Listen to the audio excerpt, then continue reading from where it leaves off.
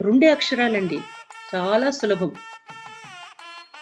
రామనామము రామనామము రమ్యమైనది రామనామము, రామనామము రామనామము రమ్యమైనది రామనామము, రామనామం రామనామము రమ్యమైనది రామనామము, రామనామము రామనామము రమ్యమైనది రామనామము. ఈ రామనామ మహిమను ఈరోజు ఒక చిన్న కథ రూపంలో తెలుసుకుందాం. విభీషణుడు ఒక కార్యం కొరకై రాముని వద్దకు సందేశం పంపించాలని తన సేవకుణ్ణి పిలుస్తాడట. బాబు, నీవు రాముని వద్దకు వెళ్ళి ఈ సందేశాన్ని వినిపించు అని చెప్తాడట.